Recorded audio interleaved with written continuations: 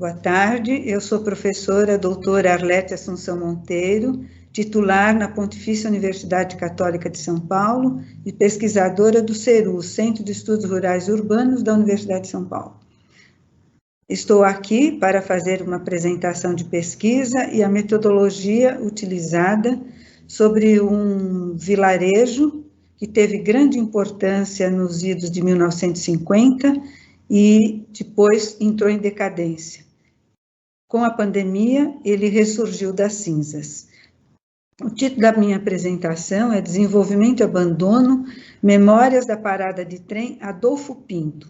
Fica na cidade de Barretos, no norte do estado de São Paulo, divisa com Minas Gerais. Muito obrigado. O seguinte, por favor.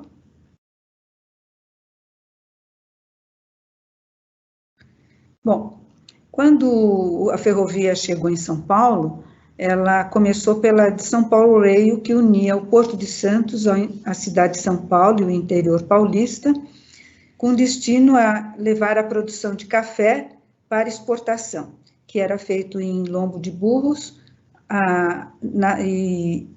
utilizando a mão de obra escrava. E com a chegada da ferrovia até a cidade de Jundiaí, ela não se expandiu mais, outras ferrovias foram se alongando, às vezes com o capital dos fazendeiros de café e outros por políticas públicas. Aqui o que eu vou tratar é a ferrovia, Companhia Paulista de Estrada de Ferro, que buscava chegar até a fronteira do estado de São Paulo com Minas Gerais. E nesse percurso, a história é bem grande, porque foi feito um pedaço, depois um outro pedaço, depois, quando chegou nas barrancas do Rio Grande, que é onde é a grande divisa entre São Paulo e Minas, os trilhos chegaram rasgando essas terras praticamente virgens no norte do estado. E esse ponto final, nas barrancas do Rio Grande, chamava-se Porto Cemitério.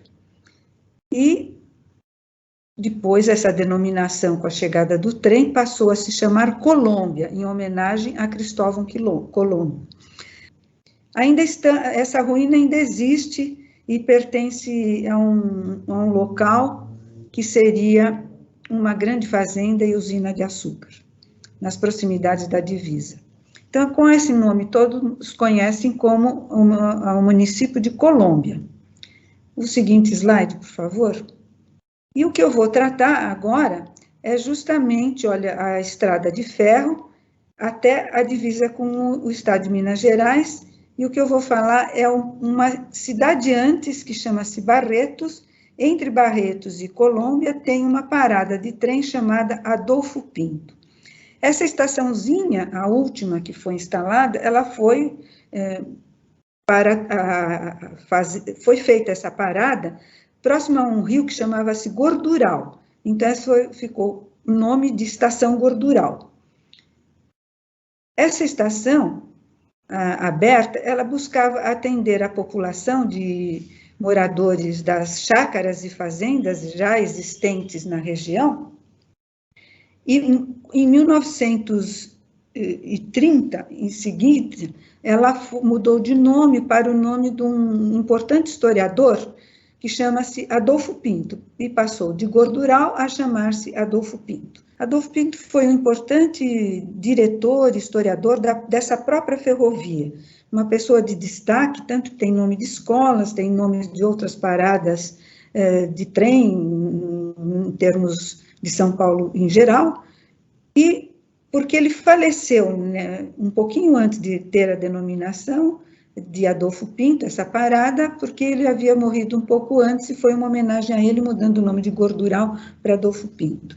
A pesquisa que eu realizei, ela se despertou o interesse porque falavam dessa parada, até que eu fui levada para conhecer a parada, porque uma senhora da região, atualmente, ela lembrava que da onde ela casou e foi morar numa fazenda, ela morava aqui em São Paulo, estudou em São Paulo e casou com um rapaz, filho único, que tinha que levar avante a propriedade da família, que na época era gado, depois passou para soja e depois passou agora para cana, por isso que eu pus esses slides da cor verde, que hoje, se você andar na região, É tudo verde, verde de cana com poucas árvores e da mata que existia anteriormente.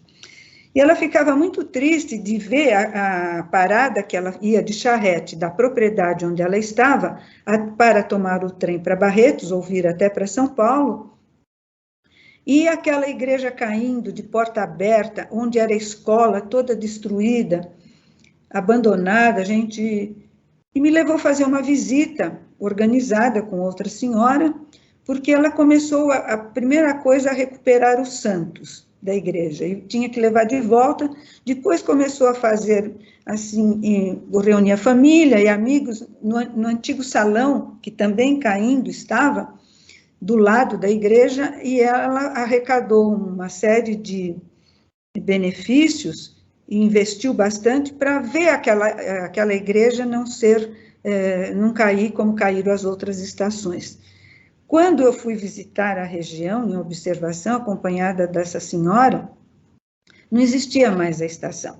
Não existia nada, nem vestígio da estação. Existia a igreja sendo reconstruída, a escola com salas abertas, possível lugar para pouso, para quem quisesse passar para a região, e mesmo a economia local não tinha mais aqueles armazéns, que foi um local de grande prestígio, porque era parada para se ir a utilizar o trem ou para até o final, que é Colômbia, a última parada, e depois seguir de barco atravessando o rio, depois teve uma ponte para ir para Minas Gerais, ou voltar para Barretos. E eu gostei muito da região, de ver aquilo lá abandonado, parecia uma cidade fantasma. Fomos à tarde, não tinha nem pessoas, nada. Então, é só dizendo, aqui era a estação, aqui. E comecei a fotografar e resolvi estudar a história dessa região, que não tinha nada escrito sobre essa estação. O seguinte, por favor. O seguinte slide. O que eu consegui foi essa foto muito antiga, talvez um desenho, em 1979, o que tem disponível para a gente conhecer, porque quando eu fui fazer a pesquisa já não tinha mais.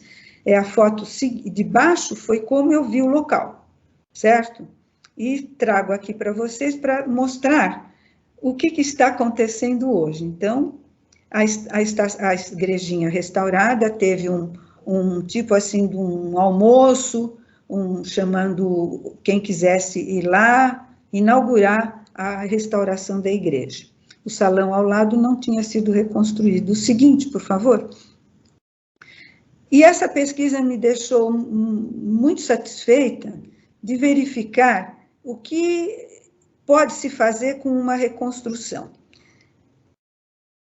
O que eu estou mostrando aí para vocês é que as pessoas começaram a usar, mesmo com a igreja abandonada, começaram a utilizar o local como uma parada de peregrinos para outros lugares, ou peregrinos até para Aparecida do Norte, um lugar para parar, beber água, reestruturar. E aqui, onde vocês vejam ao lado, já começa a antiga vila, que também começou a ser restaurada. Essa é a restauração da igreja, eu estive lá antes dessa fotografia. Essa foto aqui começou em 2000, com a pandemia. Esse movimento de ciclistas se intensificou muito como lazer na região. E a imagem, foi uma festa levar a imagem no dia. A imagem precisou ir de carreta, e foram muitas pessoas levar a imagem na igreja. Só que a imagem não coube na igreja. Vocês vejam que ela é muito grande, parece que ela tem 4 metros de altura, e não coube na igreja, e aí foi outra festividade. A imagem ficou lá, protegida, tal. Aí foi a inauguração da imagem na frente da igreja.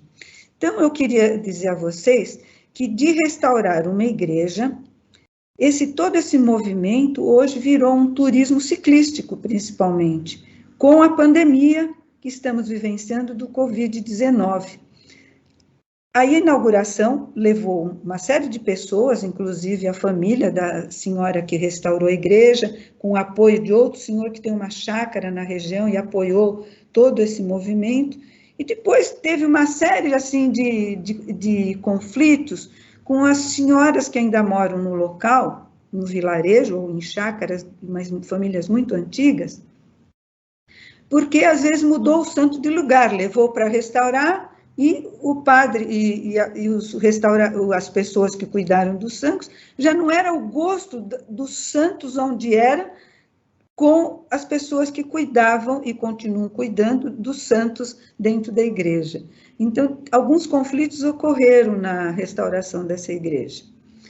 Bom, anterior ao que eu estou falando, que seria a história da região, quando se instalou a estação ferroviária, foram chegando imigrantes portugueses que se instalaram na região para desmatar a região e embarcar essas toras de madeira para o porto, a ferrovia, e levar aos outras estações e possivelmente até o Porto de Santos para a estruturação do porto ou restauração de embarcações.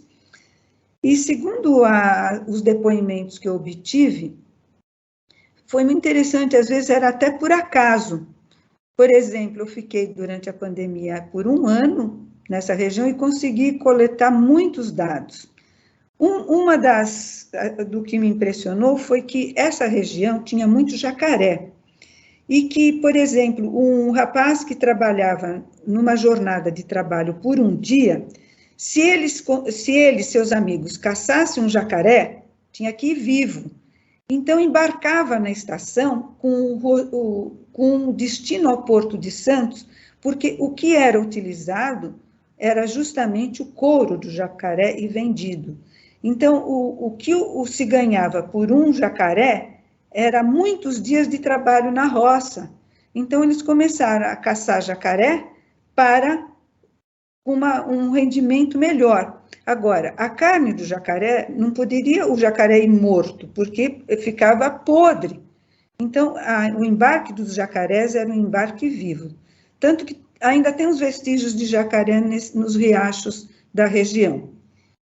O segundo aspecto é que, quando a ferrovia terminou de funcionar, em 1979, a decadência começou, completa decadência da região, não tinha mais a ferrovia para exportar madeira, o corte da madeira também declinou, justamente para as plantações ou para a criação de gado, e aí ficou abandonado por muitos anos, quase 40 anos. Por outros depoimentos, eu descobri que aí também foi um local de fazendas ou pequenas propriedades, tipo de chácaras, por um grupo de japoneses. E é interessante notar que um dos depoimentos se casava por fotografia. Então, por fotografia, as moças da região, as famílias mesmo, mandavam para outros locais, como para Goiás, para Minas Gerais, a foto de moças da cidade. E esses japoneses que estavam em outros grupos espalhados pelo interior, já Minas Gerais, eles às vezes gostavam da foto e da moça. É um caso que eu tenho depoimento já da neta, que o casamento foi assim. Aí o rapaz veio conhecer a moça, gostou da moça, filha de japoneses, então ela sai daí de Adolfo Pinto e vai morar com a família do rapaz. Então, os seus filhos nasceram lá e depois, com o progresso de Barretos, a família volta ou seus descendentes. Então, tem toda uma história que envolveu essa capelinha que estava quase desabando. E aqui é um último que eu tirei de um recorte de Jornal da Cidade, o feriado de Nossa Senhora da Aparecida. Foi marcado pela devoção e solidariedade de centenas de ciclistas de Barretos que participaram da primeira pedalada à Maria, evento idealizado e organizado pelo advogado ciclista e devoto, tem o nome dele no artigo, que uniu atividade física religiosa com a implantação da imagem de Nossa Senhora em frente à capela de Adolfo Pinto, além da ação social com a doação de mais de 2 toneladas de alimentos, 2.000 brinquedos, 2.500 fraldas, 2.000 litros de leite, centenas de produtos de limpeza, 3.000 doces, livros didáticos infantis e roupas, além de serviço da saúde em 2020. Interessante, gostei muito de ter feito essa pesquisa e finalizar com o ressurgir das cinzas.